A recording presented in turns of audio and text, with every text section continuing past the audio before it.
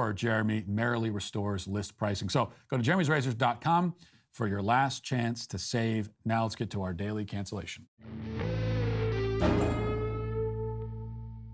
Well, if you saw the first Avatar films, then you probably don't need any additional incentive to not watch the upcoming sequels from director James Cameron, who hasn't made a decent film in about, I guess it's been probably 20 years.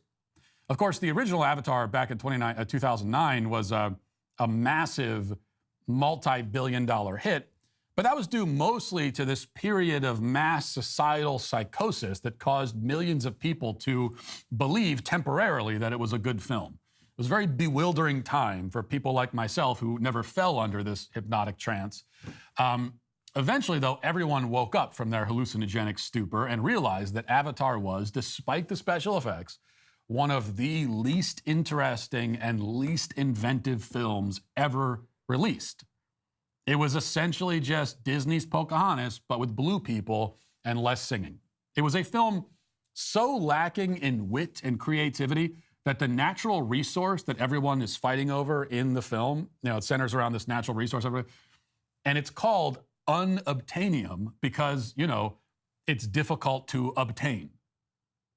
That's the level of writing we got in this film. It was the kind of film where the bad guy is an evil army officer with a scar on his face who's motivated to do bad things because, he's the evil bad guy, and that's what evil guys do. And I would continue in my critique of the movie, but it was so utterly forgettable that there isn't much else I can really say about it. I will say that it was one of the only times in my life that I almost walked out of a movie in the theater. The only reason I didn't is that I actually fell asleep, and and this is true. It's the only movie I've ever fell. I missed like 45 minutes because I took a nice nap. Thank God. All of this to say, the sequel, set to be released in a couple of weeks, is guaranteed to be terrible. Now, almost all sequels are terrible, even sequels to good films. But sequels to bad films are doomed from the start because they're building from a foundation of crap. And yet, judging from the director's recent public statements, this sequel may well be awful in ways that exceed our wildest expectations. So here's the story from the New York Post. It says, James Cameron has revealed that his long-awaited Avatar sequel is rooted in his personal issues. Quote, I thought I'm going to work out a lot of my stuff artistically that I've gone through as a parent of 5 kids.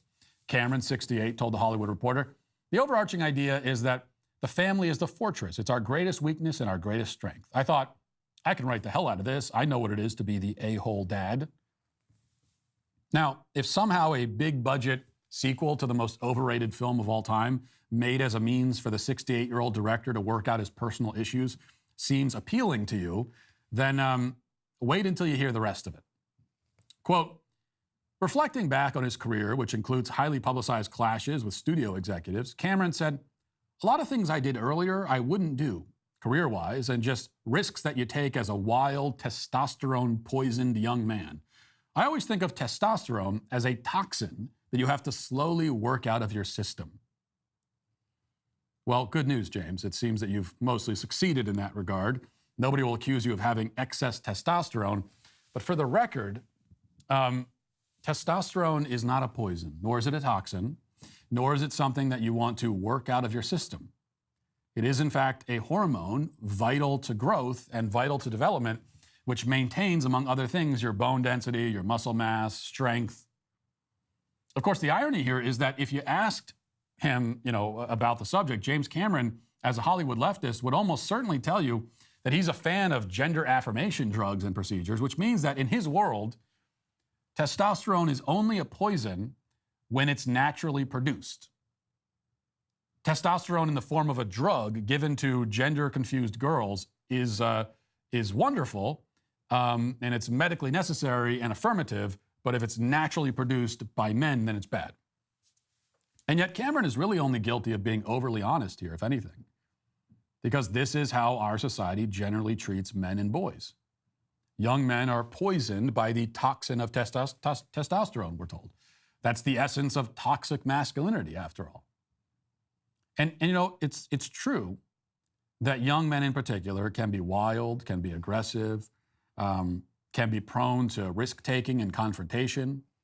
Testosterone indeed plays a big role in that.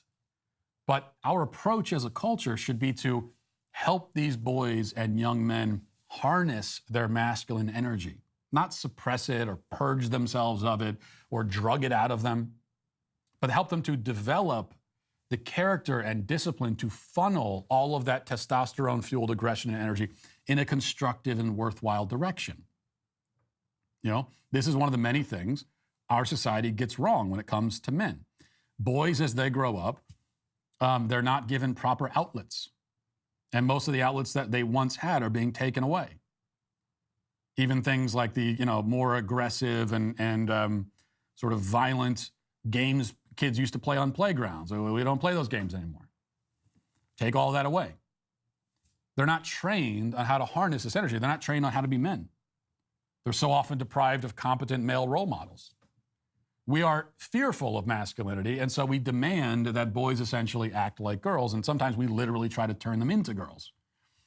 And then as they get older and stronger and become unruly and violent, we conclude that masculinity itself must be the problem, rather than a lack of guidance, a lack of leadership, a lack of moral formation.